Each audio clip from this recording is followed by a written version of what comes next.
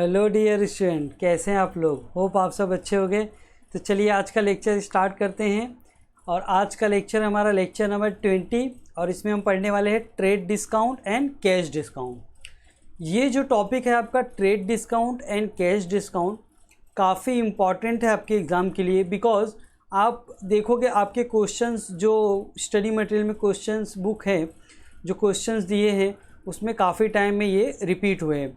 और ये जो ट्रेड डिस्काउंट कैश डिस्काउंट है आपके एग्ज़ाम में भी काफ़ी बार आता है, तो आपको इस कॉन्सेप्ट को काफ़ी अच्छे तरीके से समझना होगा। तो चलिए स्टार्ट करते हैं हमारे लेक्चर को। हमारा फर्स्ट चैप्टर स्टार्ट है introduction to bookkeeping and accountancy का। और सबसे पहले मैं आपको यहाँ पे बताना चाहूँगा मीनिंग ऑफ डिस्काउंट, कि पहले तो हम देखेंगे डिस्काउंट क्या होता है, उसके बाद हम देखेंगे ट्रेड डिस्काउंट और कैश डिस्काउंट के बारे में। डिस्काउंट इज़ ए कंसेशन और allowance given by the seller to purchaser और बायर। तो ये जो डिस्काउंट का मतलब होता है कंसेशन, छूट। जो भी पेमेंट करने वाला है बायर आपको, उसमें आपने उसने कुछ कंसेशन दिया तो उसे हम क्या बोलते हैं, discount. There are two type of discounts. First is your trade discount and second is cash discount. अब मैं आपको यहाँ पे ट्रेड डिस्काउंट के बारे में डिटेल में बता देता हूँ। सबसे पहले मीनिंग देख लेते हैं। It is an allowance given on catalogue price और लिस्ट प्राइस ऑफ गुड्स। तो ये एक तरह का अलावेंस है, डिस्काउंट है, जो हमें लिस्ट प्राइस या फिर कैटलॉग प्राइस पे मिलता है। अब ये लिस्ट प्राइस और कैटलॉग प्राइस क्या होती है, तो उसका मीनिंग ये है, price without taking into account of any discount और स्पेशल ऑफर। मतलब ऐसा प्राइस, गुड्स का ऐसा प्राइस जिसमें से एक भी डिस्काउंट माइनस नहीं किया है, उसे हम क्या बोलते हैं, इसे या तो हम लिस्ट प्राइस बोलते हैं या फिर कैटलॉग प्राइस बोलते हैं। तो ये ट्रेड डिस्काउंट उस प्राइस पे अप्लीकेबल होता है। This discount is allowed at the time of purchase और sale of goods. Value of goods purchase और sold recorded at net value payable, that is after deduction of amount of trade discount allowed. अब ये जो point है net value payable, ये जो point है इसको बताने के लिए, आपको अच्छे से समझाने के लिए मुझे एक एग्जांपल लेना पड़ेगा। तो एक एग्जांपल के ज़रिए ये पॉइंट नंबर 3 जो है वो मैं आपको यहाँ पे बताता हूँ कि नेट वैल्यू पेबल पे हम क्या करते हैं, बुक्स में रिकॉर्ड करते हैं। रिकॉर्डिंग लिखा है ना, तो रिकॉर्डेड एट नेट वैल्यू। तो इसका मतलब क्या होता है, जैसे मैं यहाँ पे एक एग्जांपल लेता हूँ। If goods of ₹1000 are sold at 5% trade discount, the value of goods will be recorded at 950 for both by the purchaser and the seller and not ₹1000। तो इसका मतलब ये है कि अगर आप गुड्स सेल कर रहे हो 1000 का और आपने डिस्काउंट दिया है 5%, तो 1000 का 5% कितना होता है, 50 रुपीज़। तो 1000 माइनस 50 करोगे तो आपका 950 आ जाएगा। तो 950 जो वैल्यू है उसे आपको बुक्स में रिकॉर्ड करना है, इसे हम क्या बोलते हैं, नेट वैल्यू। तो नेट वैल्यू कैसे फाइंड आउट किया आपने, जो गुड्स की वैल्यू है उसमें से क्या माइनस कर दिया, डिस्काउंट। तो 1000 माइनस 50 इक्वल टू 950। इस तो सेलिंग प्राइस जो रिकॉर्ड होगी, सेलर अपने बुक में रिकॉर्ड करेगा 950 और buying price is recorded at 950। Means seller और बायर दोनों ही अपने बुक्स में 950 पे रिकॉर्डिंग करेंगे। Hence trade discount not appear in the books of account separately। इसका मतलब क्या होता है, तो यहाँ पे जैसे मैंने एग्जांपल आपको बताया है, पर्टिकुलर अमाउंट हमारा लिस्ट प्राइस था 1000 लेस ट्रेड डिस्काउंट 5%, तो यहाँ पे 50 आता है। इनवाइस वैल्यू आपका आ जाएगा 950। अब इसे बुक्स में कैसे रिकॉर्ड करेंगे और ये पॉइंट का क्या मतलब है, फिफ्थ पॉइंट का क्या मतलब है, मैं वो यहाँ पे आपको बता देता हूँ। जैसे आप अगर प्रॉफिट एंड लॉस अकाउंट बना रहे हो, अगर आपने अपना प्रॉफिट एंड लॉस अकाउंट बनाया है, ये सेलर के पॉइंट ऑफ व्यू से बता रहा हूँ मैं, ऑफ मिस्टर ए जो है, सपोज वो सेलर हैं, तो वो क्या कर रहे हैं, उन्होंने गुड्स को सेल किया है। इनवाइस प्राइस कितना आ रहा है, 950। मीन्स उन्हें पैसे कितने मिलने वाले हैं, 950 रुपीज़। तो वो अपना सेल कितना रिकॉर्ड करेंगे, 950। ये 50,000 जो है ये तो टोटल सेल वैल्यू है, बट वो अपने बुक में कितना रिकॉर्ड करेंगे, 950।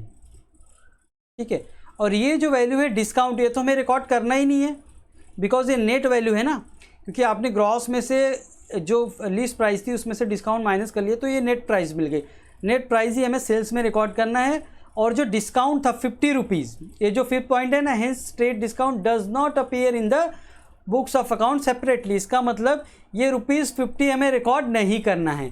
तो ये 50 जो था किसके लिए लॉस था, सेलर के लिए लॉस था, तो ये हम प्रॉफिट एंड लॉस में रिकॉर्ड नहीं करेंगे। क्यों नहीं करेंगे? बिकॉज हमने नेट वैल्यू रिकॉर्ड की है। क्योंकि मुझे 950 रुपीज़ मिलने वाला है, मैंने 950 रुपीज़ रिकॉर्ड कर ली, तो मुझे ट्रेड डिस्काउंट रिकॉर्ड करने की ज़रूरत नहीं है। तो सबसे इंपॉर्टेंट पॉइंट ये हो जाता है कि trade discount is not recorded in the books of account. ये बात आपको ध्यान रखनी है exam point of view. MCQ में काफ़ी बार इसके ऊपर क्वेश्चन आता है कि which discount is not recorded in the books of account, तो आंसर होना चाहिए ट्रेड डिस्काउंट। अब हम बात कर लेते हैं कैश डिस्काउंट की। कैश डिस्काउंट क्या होता है? It is an amount deducted from the final amount due eight the time of receipt. It is a concession given for encouraging prompt payment। prompt payment जो है मतलब जल्दी से, prompt का मतलब क्या होता है? जल्दी से पेमेंट करना। तो जल्दी से पेमेंट करने के लिए ये कंसेशन दिया जाता है। कौन सा कंसेशन? Trade discount.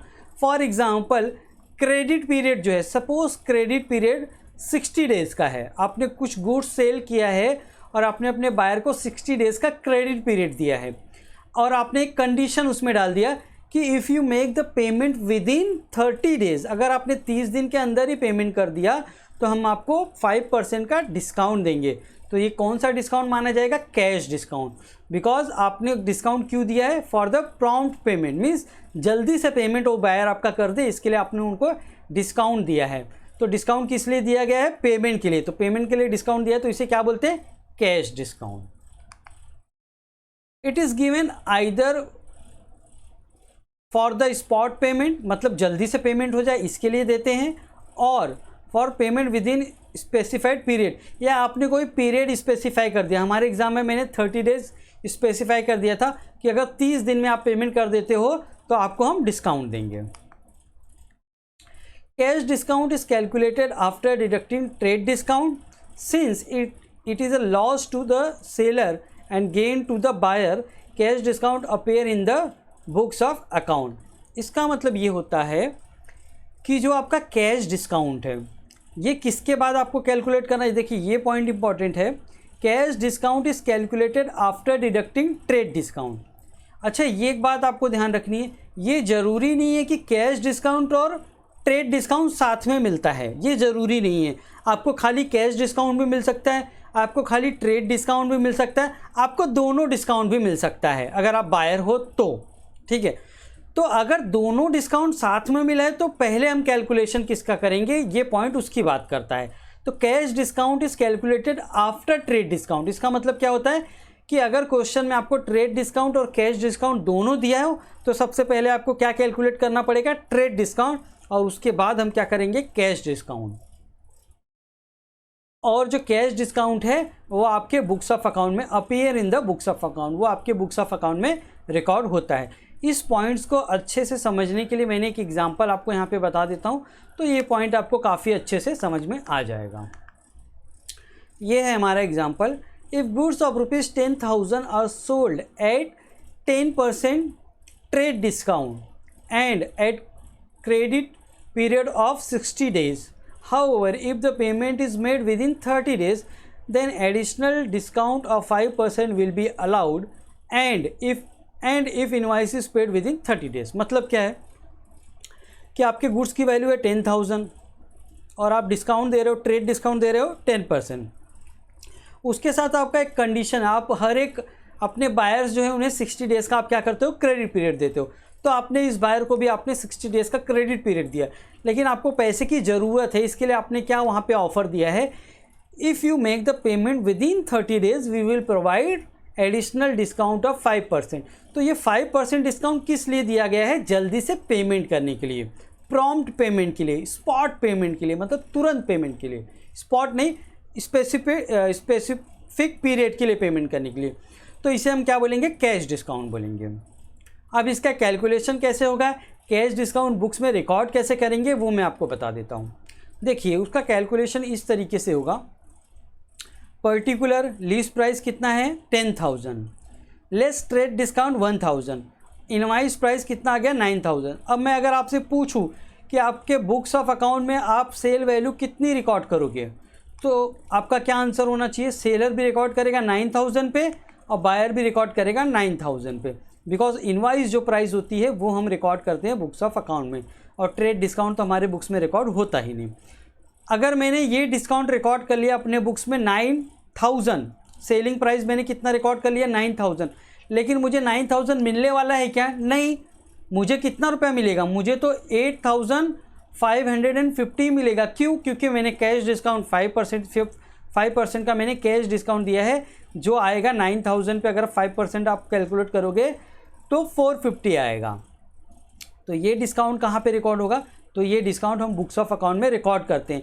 अगर मैं सेलर के पॉइंट ऑफ व्यू से बोलूँ, सेलर के पॉइंट ऑफ व्यू से, तो ये उसके लिए तो एक्सपेंस है, और एक्सपेंस हम कहाँ पे रिकॉर्ड करते हैं, profit and loss account debit side. तो इसका रिकॉर्डिंग देखिए कुछ इस तरीके से होगा, जो सेलर है मिस्टर ए, वो सेल रिकॉर्ड करेगा 9,000, और उसको पूरा पैसा तो मिलने वाला है नहीं 9,000, उसको तो कितना मिलेगा 8,550 रुपीज़। तो वो ये जो डिस्काउंट है वो डेबिट साइड में रिकॉर्ड कर लेगा। देखिए यहाँ पे कैश डिस्काउंट 450, तो नेट अगर इसमें से आप ये माइनस कर दोगे तो नेट उसे उतना पैसा मिलने वाला होगा। तो इसीलिए सबसे बड़ा कैश डिस्काउंट और ट्रेड डिस्काउंट का डिफरेंस यही है कि कैश डिस्काउंट जो है बुक्स में रिकॉर्ड होता है, क्योंकि हम प्रॉफिट एंड लॉस में रिकॉर्ड करते हैं, और कैश डिस्काउंट जो है वो ग्रॉस वैल्यू पे रिकॉर्ड होता है। Cash, in case of cash discount sale value gross amount पे रिकॉर्ड होता है, ये ग्रॉस अमाउंट है। और ट्रेड डिस्काउंट में क्या होता है, ये अमाउंट नेट वैल्यू पे रिकॉर्ड होता है, और ट्रेड डिस्काउंट रिकॉर्ड नहीं करते। आई थिंक आपको अच्छे से समझ में आ गया होगा ये कॉन्सेप्ट। थैंक्स फॉर वॉचिंग और वीडियो, मिलते हैं हमारे नेक्स्ट लेक्चर में।